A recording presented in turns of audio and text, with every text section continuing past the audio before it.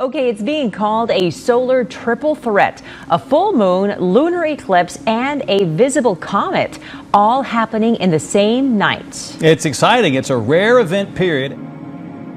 Spectacular images of a meteor streaking across the sky. Exciting stuff, a triple treat, no question about it. Typically comets that are very far away in the solar system, we tend to see them very, very, very far away. So this comet for us is like, passing in our neighborhood. A warning about the images that we're about to show you now. Some of you might find them a bit distressing. Rescuers are trying to save a number of whales washed up on a beach in New Zealand. This is one of the largest mass whale strandings in New Zealand's history. Look at that, it's very interesting. Conservation officials aren't sure what caused the whales to strand themselves. It's unprecedented, virtually. We went out and saw one of the biggest strandings I've ever seen. New tonight, thousands of dead bees are washing up on a popular beach in Naples. And as you can see, not just dead ones, but ones that are alive too. A bee expert I spoke to on the phone today says this is very unusual behavior for the bees. A plague of vast proportions. Countless locusts have swarmed Bolivia, causing the government to raise the alarm.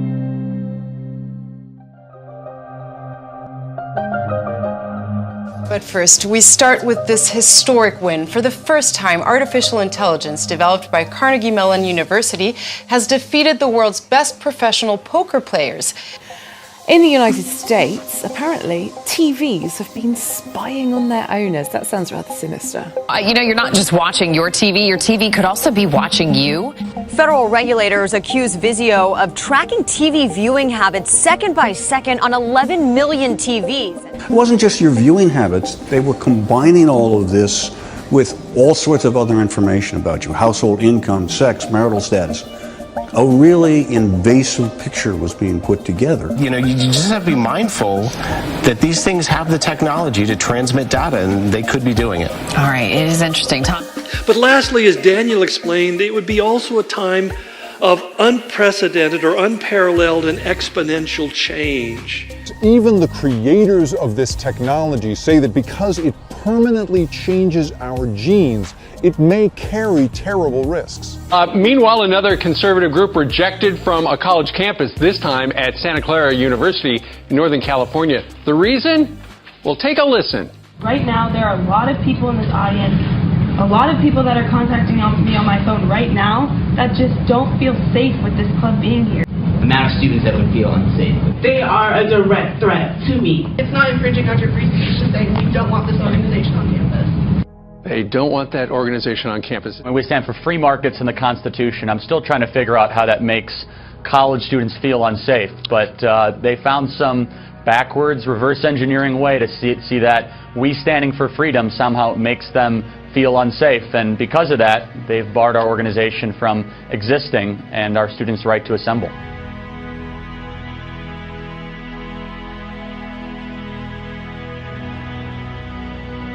And look, a university is supposed to be a place where disagreement, the free flow of ideas happen, where people can say, I respect your opinion, but I respectfully disagree.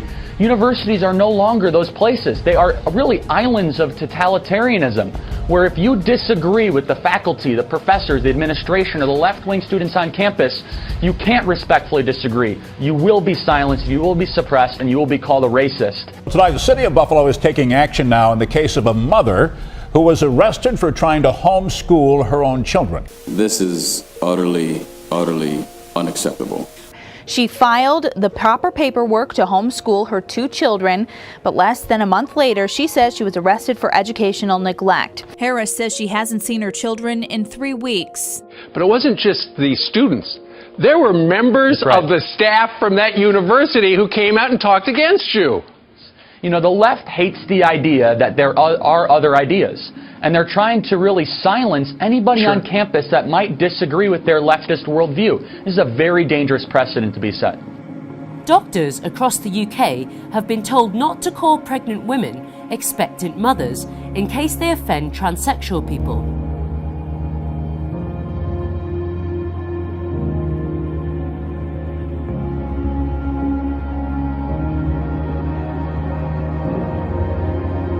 issued by the British Medical Association instructs staff to use the term pregnant people instead.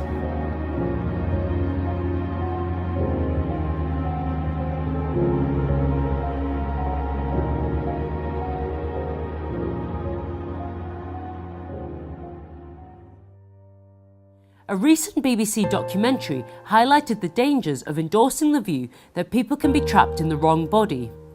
Transgender Kids, Who Knows Best featured Lou, who became convinced by pro-trans activists she had to transition or die. And knowledge will increase, and the increase there implies exponential knowledge increase. In other words, that knowledge throughout human history has stayed pretty level until the time in which we live. It's estimated that the amount of information, just published information, has increased in the last 50 years by 200 trillion times, which is a pretty amazing growth in information. Rapid advances are being made in the field of artificial intelligence as the world prepares for the fourth industrial revolution. And we are now in what we call the fourth stage of the Industrial Revolution, or Industrial Revolution 4.0 is the way we refer to it, since everything seems to be taking on computer technology. Where really it's an opening of Pandora's box, where the devices in your physical environment can be used to generate attacks into your technology environment. And oh, by the way, it works vice versa. People can now use computers from faraway systems to attack your Internet of Things devices, the locks on your doors, your HVAC and air conditioning systems, your refrigeration systems. You can do all sorts of really scary things in this new world. Well, this is just dandy. Except Amazon is opening up their first smart store this year in Seattle. The first of what's going to be 20 grocery stores. Online shopping giant Amazon has rolled out its first ever bricks and mortar store. I love this. Do you love this? Well, really? it's going to be a big It's a game changer. thing. It's taking the grocery game to a new level. No checkouts, no queues, no money. Their store they're trialling in Seattle is exactly that. It's the cashless store. So you or I will go in, we'll purchase our groceries, Amazon will have all our data, and we'll just stroll out. Just walk out. They will simply register as they come through, whether it's through a handprint, a palm print, through eye recognition, because half of you actually in this room are already in the federal government's database. Your facial recognition has already been recorded, 50% of Americans. So that essentially they have all sorts of different platforms that they can use to recognize who you are. That you go in the store and exactly it works the same way. And as again, Amazon said they're going to open 200 of these stores. How many people work in these stores? A couple. A technician and somebody to make sure that there's law and order. That's it. It's going on and on. I mean, it's... but I find also there's this whole issue we talk about the smart grid, and it's an interesting idea that we talk about living in the world of the Internet of Things. I don't know if you're familiar with that term. Well, the Internet of Things, we all see it, right? Our toaster, our refrigerator can be connected, but over and over we're seeing more devices that people are wearing. See, currently IPv4, which is the system that runs most internets, only has 4 billion addresses. And you realize we have over almost 7 billion people on the planet. That means that address is assigned to whatever device you're using, whether it's your smartphone or your laptop or your computer at home or whatever it is. It has an IP address that's your address, and it sends everything that's for you to that address, and that's how you get your email. So they said we need to expand that, and it's really developing beyond anything I can really comprehend into IP version 6, which is an interesting number. But this is where the Internet of Things comes into being, because instead of having each computer having its own address, it turns out that everything has an address, including you.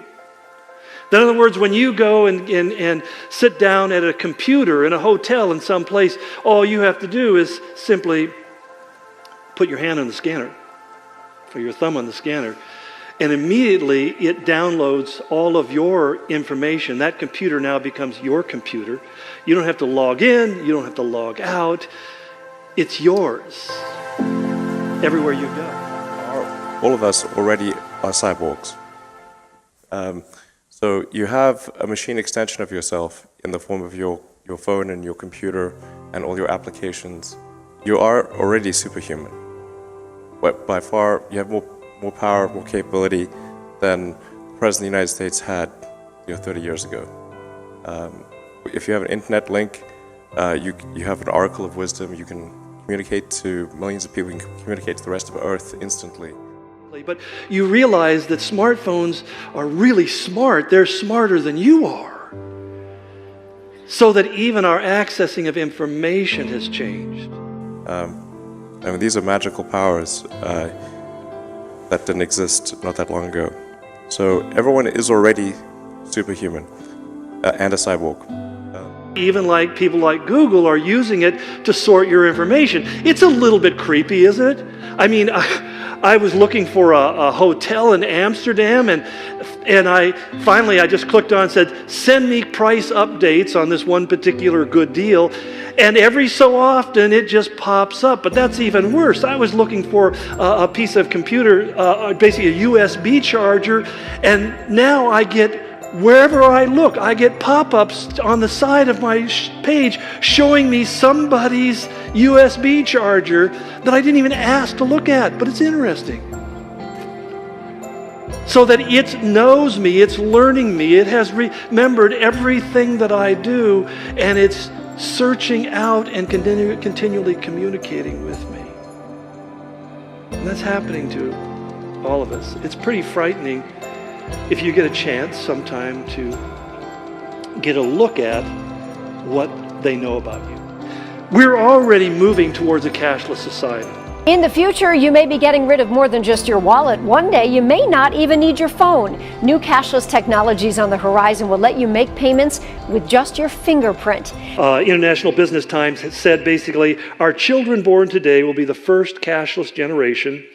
The Guardian says in Sweden today, only 2% of transactions are made by cash, and they expect that to go to 0.5% by the end of this year. Because money is no longer money, now it's digits. Which is what makes John's prophecy, I think, so very profound in its details, because he describes an economic system that is only possible today. And they've begun to develop what they call tech tattoos. In the not-so-distant future, you could be wearing all of your personal information, everything from your credit card numbers to your vital signs. It's called the tech tattoo. It also can be used in banking, saying that keeping financial information attached to your skin would be less vulnerable than inside a loose wallet. It's a platform that basically turns you into a human circuit board, he said. This isn't science fiction. I mean, this is already technology that's in place. He said the supranational sovereignty. In other words, this is a sovereignty, a governorship, a rulership of the world that's above nations. Sovereignty that's ruled by an intellectual elite and world bankers. Okay, that's the picture. Well, I think that over the last many years, people have talked about how technology is going to replace people. It's actually happening now. And I don't think that many companies, and I don't think the public is really set up for this. That artificial intelligence and robotics will lead to the elimination. The estimate is it's going to lead to the elimination in the next 20 years, or let's say by 2030, which is less than 20 years. Get this, it's going to lead to the elimination of 2 billion jobs. Half the world's total jobs. Toy robots, educational robots, industrial robots and domestic robots. The range here is extraordinary. A grill bot can now clean your barbecue. A lawn bot can cut the grass. There's even a famous robot. And of course, it's the advances in humanoid robots which really grab the attention. The Guardian, a London paper said, in short, there's a strong continuous correlation between the rich getting richer and the poor making that the 90% going deeper into debt. In fact, PBS NewsHour had an interesting article. He said that there are 80 people in the world, 80 people. We're talking about this little section over here. 80 people who own 50% of the world's assets. 80 people who own half of everything there is in the world.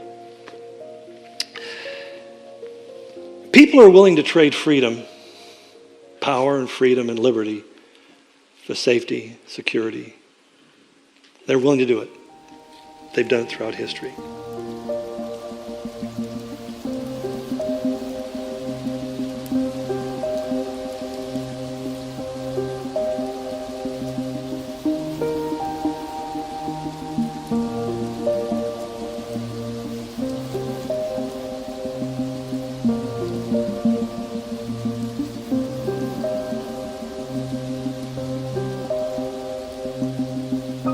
Money's not evil, it's what people do with it. It's a love of money that becomes the evil. The technology is not evil, it's what people do with the technology that becomes evil. And what I'm saying is the Antichrist is going to usurp this technology to create this system whereby he can control the universe. And so for those of you who just are doing online banking, don't panic, you're not worshiping the Antichrist. But understand it's a sign of what's coming, and there will become a day where people will be given that choice. I go back to what Peter said. If these things are so, what manner of people ought we to live? Or how should we live? How are we living, Lord? Are we living like people who think that things are just going to continue on forever and nothing's going to change? Or are we realizing that we're living in the ends of history as we know it?